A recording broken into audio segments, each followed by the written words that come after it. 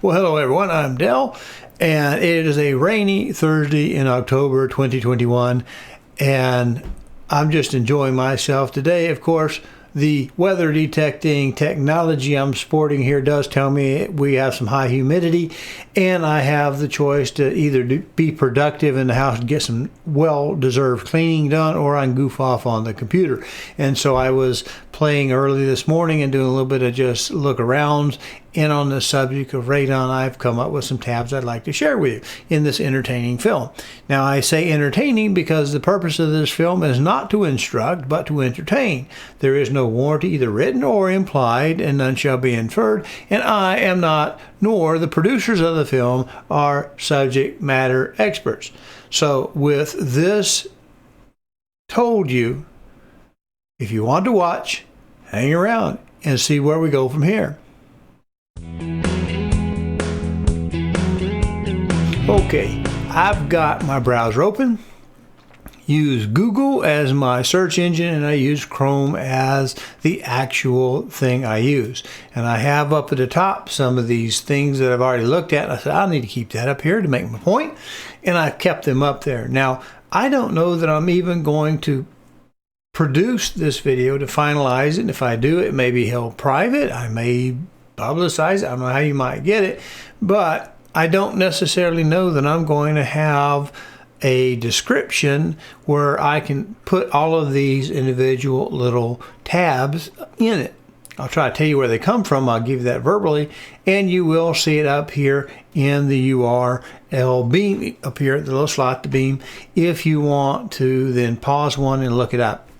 So again, these are just stuff I pulled up this morning, not before this morning, and certainly not after this morning, because we haven't gotten to the future yet. So let's take a look. Well, now we've got this first tab up. It is radon and pathogens. This is a progeny. It is. Now we've got a tab open, the first tab I was going to look at, and I'm looking at the NIH.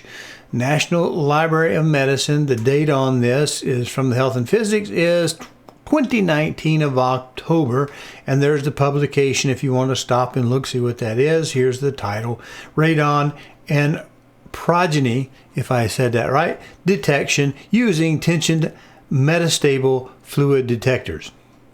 Well, aren't we glad we drank our coffee this morning? Now, I do want to pull this up, and you can see up there in the beam, the upper tab, or what do you want to call this space? I call it a beam because it goes from post to post. But we're going to pull this up and look at something here. In the abstract, it gives us a number that we're probably going to see later in this video. And it says radon and other alpha-emitting nucleotides in air can be a significant risk for health hazards in the workplace and dwellings. Radon gas in the U.S. homes causes over 21,000 deaths from lung cancer annually, according to the U.S. Environmental Protection Agency, the U.S. EPA. So right here we're hitting two federal government sources, the EPA and NIH, which of course comes out of, I guess, the CDC. But we're just going to look at that number, that 21,000 deaths. That's important. And you'll notice that there's not 21,001 and 2. So there's a little bit of impression that we can get when we round off to the 1,000. We can assume that the most significant digits are these two right here. And we're not going to get really worried in this video about the last three digits of any number we're looking at. We can use them perhaps, but it's just not going to make us nuts. So our next little tab we're going to look at is from the CDC.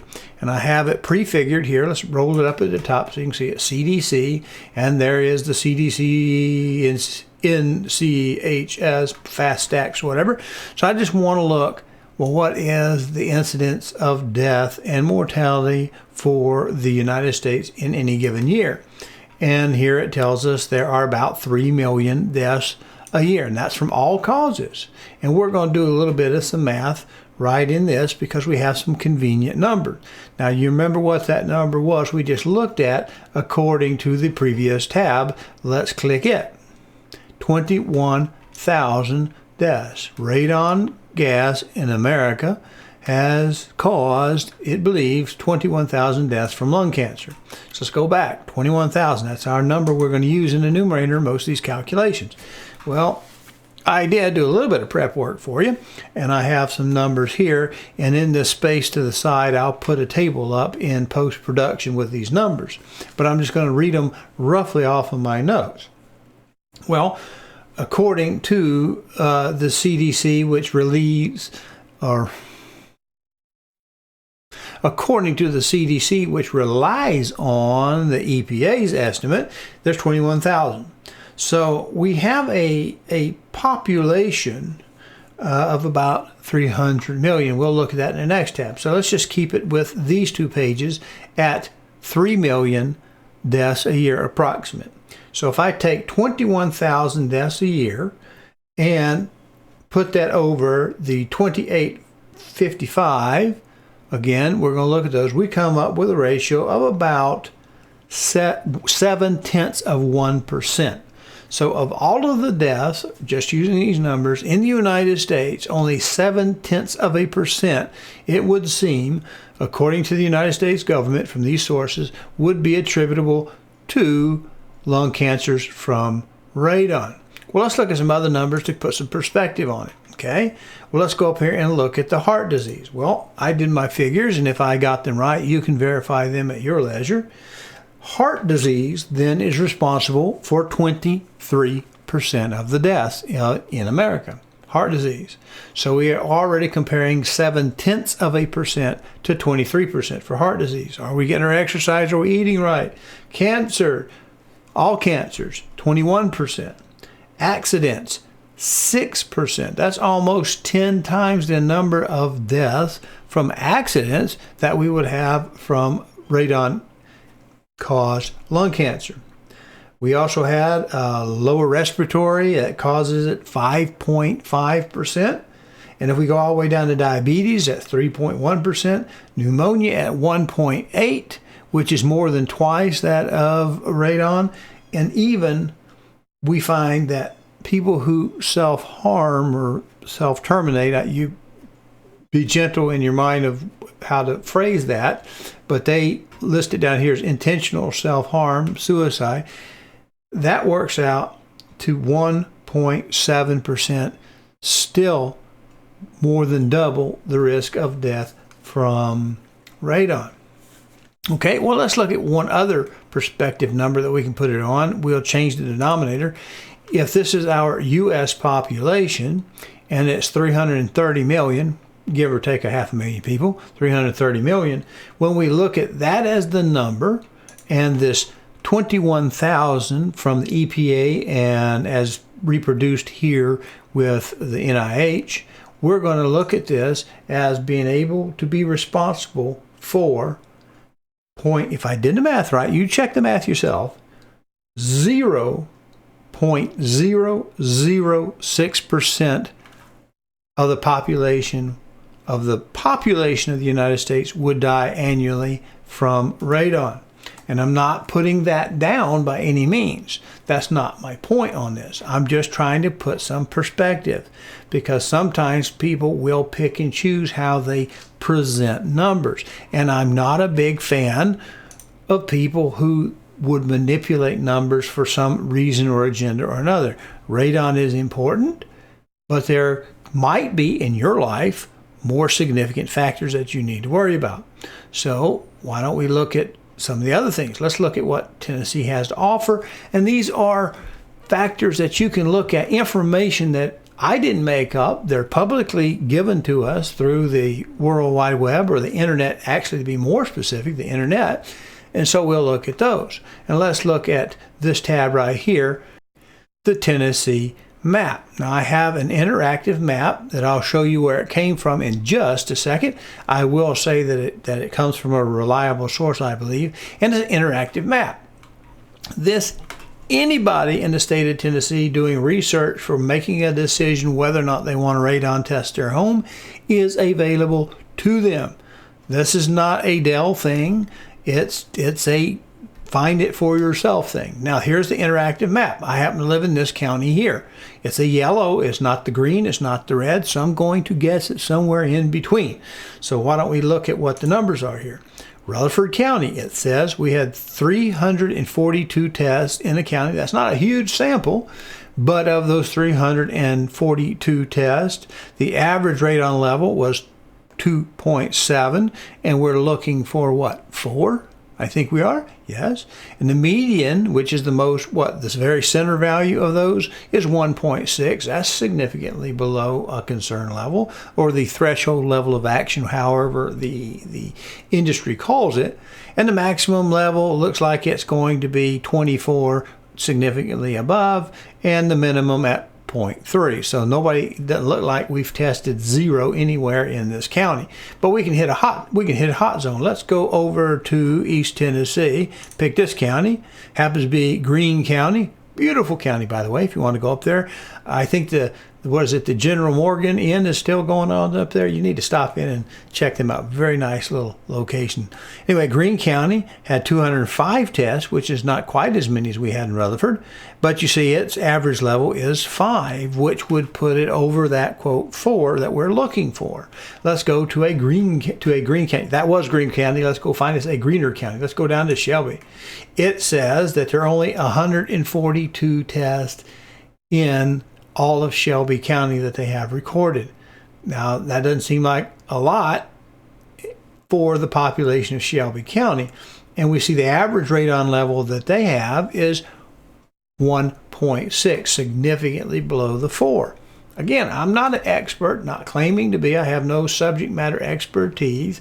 My responsibilities and anything that I might have to do, like say in real estate, would be limited to telling you when your inspection period starts and when it ends, and for you to get all of your inspection you deem possible and necessary to get done in that time frame. Now, like I said, Rutherford County, it's below a concern level for me. Doesn't mean I don't want to check it, but we can see already in Rutherford County we have roughly 350 or so we're about twice what Shelby County has. It's up to an individual to check if they want to and to see what they want to do about it. So where did this map come from? Well, I'm coming from the Tennessee Department of Health over here. And we're going to slide down to the radon, and there we have that map. So you should be able to find this map if you want to look for it. Now, I want to use this to bring up, to highlight this number. 21,000, we saw that a while ago according to the EPA. And they don't even tell us where they get the number from. I told you where we got the number from because they pulled it from the NIH, and they say it comes from the EPA. So it's saying we have 21,000 lung cancer deaths every year from the radon gas. But I want you to notice this number to keep things in perspective. Do you see that number? About 2,900 of these deaths occur in people who have never smoked. To me, I'm looking at this paragraph and I'm asking myself questions as I try to prioritize for my own self. Apparently, 21,000 people die nationally each year, according to radon, but only 2,900, which is a little more than 10%, right? So it's significantly smaller. Did I do that calculation on my pad? Well, let's take a look. Yes, that would work out to, if we were to look at the numbers, 0.1% of the deaths that occurred in the United States in a given year, 0.1% of those that would have succumbed to radon-related lung injury and death would be 0.1% of those if you were a non-smoker. We already saw that it was 0.7 or 0.7% if you, of all of the people, but if you're not smoking, it's only 0.1% of those deaths are attributable to radon. Is that not what it's saying? Now let's look at something else. I've got another point here I want to make up because people sometimes might wonder, well, Dell, what should I do? Tell me what I should do about my test. And what did I tell you? So I will never tell anybody, give them advice about a test, short of saying, my responsibility begins to tell you and ends at this is your inspection period on this date, and your inspection period ends on this date, and all of your inspections must be done during that time frame if you have not waived inspections. Okay? That is the limit of my responsibility. I don't teach class on radon. I'm not a subject matter expert, and I've told you that at the first of this. But let's look back at the National Institutes of Health. This is coming from whatever the NCBI, and we're going to pull this up because it's going to bring an important point I want you to consider. If you are concerned about radon in your home, and you should be till you have some better information, because if you don't know, you don't know. But here's some of the things to look for. In my mind, I'm thinking 3 grand divisions of single-family homes. We have homes on slabs, which are like a garage, okay, or some commercial properties are on slabs, okay, slab concrete. Then we have crawl space houses, which is my preferred home. That's what I buy, and that's what I'm living in. My forever home is a crawl space house. And there are also basement houses. Now, radon is a gas that is a little heavier than air, and it tends to settle down. But it's never the same really day to day, hour to hour, month to month, year to year. It changes over time. There's a lot of factors that do this. We're not sure everything, but some things are suspected, such as a heavy rain might cause more radon. We're limestone in Middle Tennessee, where I'm from. You notice we didn't have that much radon in Memphis. They're pretty well much kind of in that Mississippi sand over there on the west. And in East Tennessee, we've got a lot of protruding mountains. So if the radioactive gas is coming through the rock, it feels rather natural in my untrained mind that we might be a little hotter in East Tennessee, a little cooler in West Tennessee. And as always, Middle Tennessee is just right. So I'm looking at this. I know if I'm heavier than air, that if I have water filling up my aquifer from a heavy rain, perhaps I'm pushing gas out from the earth up. And if I have a crawl space house, it can collect there. Now, if I have a properly ventilated crawl space house, there's a good chance in my untrained mind, my non-expert trained mind, that we're going to probably keep it from ever building up in the bottom underneath my floor system. Okay? I'm not living in the crawl space. I'm living in the living areas. So that's a big issue. This article is talking about the short term versus the long term of testing for radon. And it's kind of pointing out the real weakness about a short term number. Because remember, if you were, I'm not saying anything specific, but if you were considering buying a home, you have a very narrow window in which to take your test. Okay? You've got a very, very narrow window to take your test, and a very narrow window to request any kind of repairs if you want to. Now, this is just an environmental hazard. It's part of Tennessee and in the world, and you've got a very short period of time. I bring this up because I did want to talk about something. The basement. This is a basement. I would rather expect a basement to be a little hotter as an area, because it is it can be both a living space, not necessarily, but it could be a living space, but it's also at lowest level, and the gas being heavier is going to settle in that area. Maybe not so much in a slab, and maybe not so much in a properly ventilated crawl space home. These are all factors that I'm not an expert in. I don't necessarily own a property that somebody might be looking into. But it's also a short-term test. Now, what this is going to talk about in the abstract is, down here, the primary objective of this study was to investigate the temporal variability between basement winter short-term 7 to 10 days and a basement annual radon measurements. Okay? So anytime if you're really worried about something, realize that even a flawless test taken once a year over a 3-day period, a 3 to 4 day period, is probably not going to give you a full picture of the whole elephant. You remember the elephant and the blind men? One took him by the ear and said, well, an elephant feels like a big heavy leaf, and one grabbed him by the tail and he feels like a rope, and one of them got him by the leg and he feels like a tree. Another one hit him on the side and felt like a big furry wall. And that's because it's not a complete picture, and you're not going to, by the little signs we're looking at, you're not going to get a complete picture based upon any fragment or snapshot in time. Okay, now I think you'll find that things may be a little more heavy in the winter time than the summertime for a lot of different reasons. Well, we tend to shut ourselves in our homes during that period of time. How many people are in your home? Was the home open and ventilated and people coming in and out keeping that gas from building up? Should it even be present? The other issue, people say, well, you bring the heat on. Well, for most of us, we have central heat in Tennessee as well as central air. And if your ducts are in your crawl space or under your slab, wherever they are, they don't move season to season. So one of the reasons it may be a little bit heavier in measurement in the winter, one of the theories I've heard people talk about, not a subject matter expert, is that we lock our windows and we keep ourselves shut in more.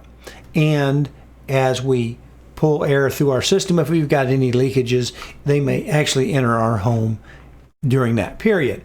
Again, with a crawl space home, a lot of us in Tennessee will close off our crawl space, which affects our ventilation. So we might very well expect some seasonality just using man looking at the internet logic that is not going to be the same, and that a representative sample taken over a 3 or 4 day period is not going to really give you much confidence that that is a annualized issue. Now, why would I mention annualized? Well, from what I can gather, radon's risk are cumulative over a long period of time. They cause a chronic illness over a long period of exposure. And so you might walk in a little high, may walk in a little low, and we're looking at that average. And again, we need to have good data. So it's going to continue to talk about other objectives were to test the short-term measurements diagnostic preference or performance at 2 reference levels and to evaluate its ability to predict the annual average basement radon concentration. It's kind of what I'm banging on the bell here. And what it comes around and says is it failed. The single point test failed to prove reliable. It may be a reliable test at the time it was taken, but as far as to be a predictive for the annualized exposure, it's not very good. In fact, there are standards that would require a full year test anyway, over a period, or at least a 4-period test, if not less than that. Overall geometry of the short-term radon test, and I give you some numbers that are gobbledygook to us non-trained professionals, but we can read what it says down here at the bottom. The findings from this study provide evidence from a substantially lower likelihood of obtaining false negative results from a single short-term test in a region of high indoor radon potential level. Okay, what did I just show you when we looked at the Radon Tennessee map?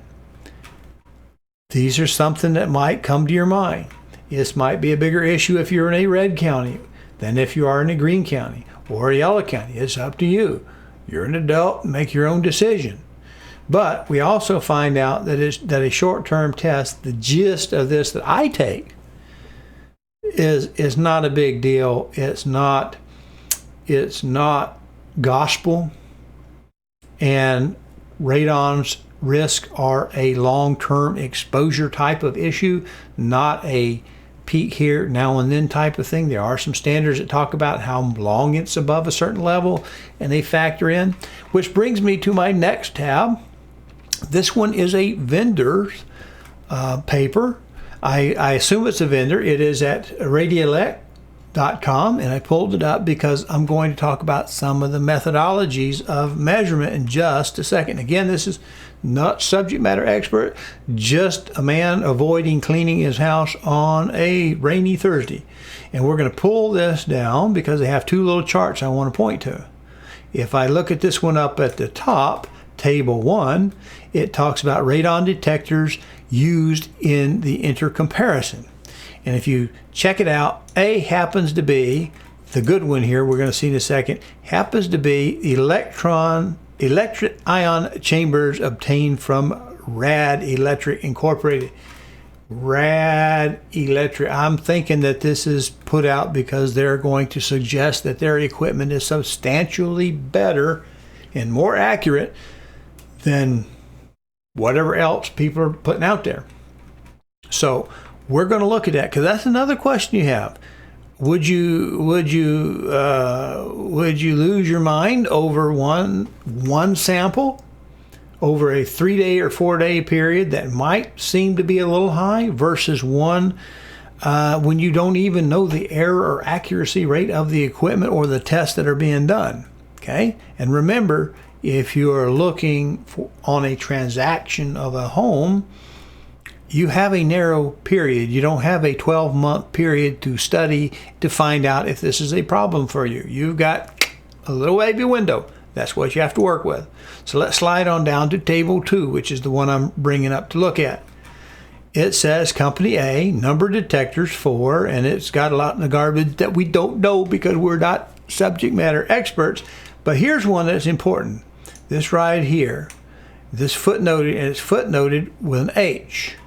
And we see 4.9%, 9.1%, 4%, 27, 19, 21, 14, 30%. And when we read what the H is, the footnote H is it says the mean of the absolute value of the relative errors. So again, how you choose to interpret an overage in a short-term single-point test for radon, when we don't necessarily know that we're having a representative environment inside of the home that's going to be representative of you living, I would be willing to bet if I had 2 kids and a wife else running in and out of my house constantly, that even if I had the same exposure rate, it may not be the same as if I'm single dwell in the home that doesn't go in and out quite as much. You see, there's so much that could affect this. That's one of the reasons I believe it is recommended you do an annual test, a multi-point annual test spanning all of the seasons. So let's look at our next tab. This is one of the 2 standards that people seem to refer to when looking online. The NRSB, and you can see their address up here. It's very cryptic at nrsb.org, and I'm going to bet they're going to have a certain bias based upon their knowledge and experience, and they're on the National Radon Safety Board. They also certify testers and people. You can see, find a certified professional. That's their certification, but they're not the only game in town. We also have the NRPP, also with a very cryptic webpage, nrpp.info, and they are the National Radon Proficiency Program. I believe these test to an ANSI standard. Yes, I believe, yes. NRPP test to an ANSI standard. I don't know that the NRSB does because what? I am not a subject matter expert. All I'm doing is the same thing you can do and you should do if you're looking for this kind of environmental question to be answered. I don't know. I'm not living in the home. I'm not purchasing a home. It's going to be what it is. Now, I do want to take you back to what I did because you might think, well, Dale, you sound like you're not all that concerned. Well, that's not really true. I am concerned, but I like to have I like to have a better understanding of it. I don't want to take a snapshot. Have you ever looked at a whole picture of yourself during Thanksgiving or whatever, and they take it right when you've got a fork in your face? All right, that's just a snapshot in time. It may not be representative of you over the entire year that year. Well, that's kind of what we have when we have that very narrow window. You might want to consider, if you want to make a decision that affects your long-term health potentially, in a 3 or 4 day test taken once. Now, if you had unfathomable numbers that came out of it, you certainly would want to retest. But even if you got very low numbers, I still would think that you would want to test. I just think you would want to maybe do a short test at some point in time to figure if you might need to consider it in the future. But again, radon exposure appears to be a long-term exposure risk, not an instantaneous. If I step out in front of a bus, that's an instantaneous hazard. If I'm eating too much or smoking too much or not exercising enough, any number of things, those things may eventually catch me, but they're not necessarily going to catch me today. So I want to go back to the Tennessee radon site where we looked at this, and I'm also going to since we just hit it, I want to reiterate this: 21,000 lung cancer deaths a year out of a country of 330 million people. We also want to look at this number. About 2,900 of those occur in people who don't smoke. So if radon is the prevailing cause of lung cancers, I'm kind of curious to know why there's this big disparity, that it happens so much more in smokers than non-smokers. That could be just a generalized lung health. I don't know. Let's look at that tab again. So here we are back at the state of Tennessee's page, and here are the numbers: 21,000 lung cancers and 2,900 in non-smokers. It's there in black and white for you to see. So you take that for what it's worth, and it has a lot of good information. How does it enter the 4 test and all the 4 parts? But look down here at this paragraph. This is kind of, I find, a little bit alarmist in a respect, because it says, I tested my home and the radon level was over 4. What can I do? Okay, it says if the results in your radon test were over 4, TDEC, Tennessee Department of Environment and Conservation, and the EPA recommend. Nobody's requiring anything. If it's it would seem to me, if it's a super guaranteed life taker, that we would have some requirements, not just suggestions or recommendations. But at 4, and I'm not going to try that picoliters or whatever it is, pico parts per the radius, the number. Again, not a subject matter expert. I'm stressing that on purpose. It says the follow-up test should be conducted, and that's kind of common sense. If you were to take a snapshot in time and it was over that amount, I would think that you might want to recheck it in those other times of year to find out, is it a fluke? Is it maybe a tester that's not calibrated, that's got a 30% error? We don't know these things, but we can look into them, I think. So that's another thing I'm looking at. Now, when I also come down here, we find out that we have some ways that we can do new construction to avoid it. We can remediate it. What are the standards? But I want to come up to this tab if I can find it. And it's on TDEC's page, not the Department of Health. So here we have it. We have at Tennessee.gov the radon program test kits. Each year TDEC gives thousands of tests to test their own home. Click here to get yours while they last. Now you'll notice the time frame. Please allow 6 to 8 weeks, but it's free. And it's the old school, what I call hot pocket test. You can watch this video, but what it will tell you is you work your little test, you hang it in a space, in a prescribed space, tell them how long it was open and exposed, and they give you back an average. I prefer this type of test. Why? Because I'm not going to likely see spikes that tend to make me frightened that I might see with an electronic tester, right? Because you might see some spikes, but remember, radon is apparently a long-term exposure list of an average value. This by nature takes an average value over a period of time, and it's free. And if it's not free, it's only like 40 bucks. Available at places like Home Depot and such like that. So it's not overly worried. Now here I want to point this out because I want to go back to the numbers.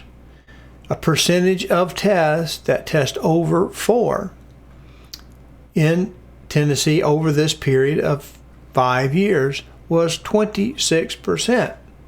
Okay, I was thinking it was 23, so I stand corrected already. But that's 1 in 4.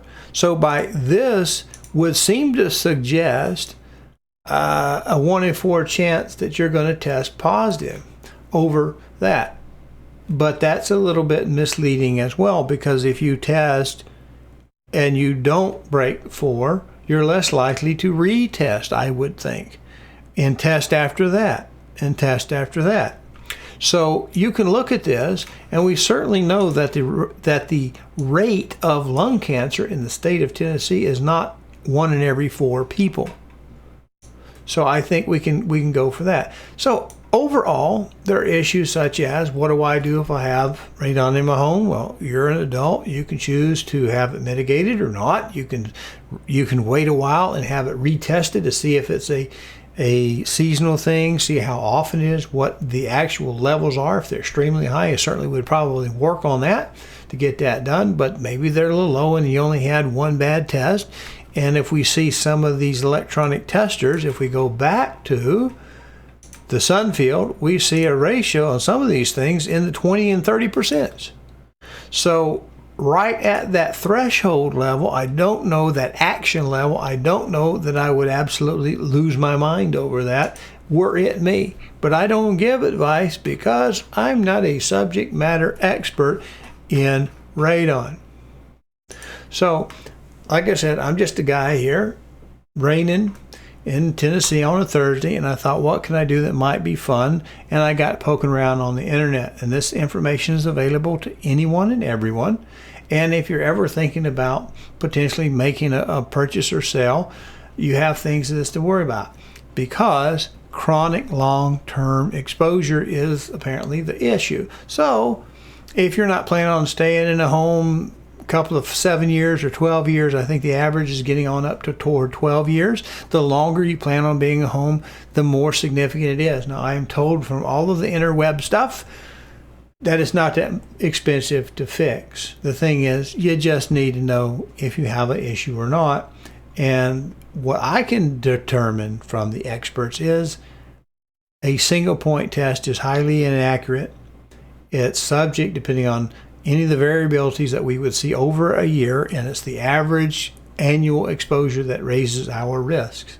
And according to the old numbers here in the book that I just figured out, if you're a non-smoker, the chances that you will die of radon is 0.1% annually. So I don't know. I'm not an expert. Did I mention that enough in this video? I'm not a subject matter expert. I'm just showing you what one man or woman can do on a rainy day sitting in front of their computer. So I hope that's been helpful to you, or entertaining, I should say, not helpful. I hope it's entertaining to you, and that you have a blessed day.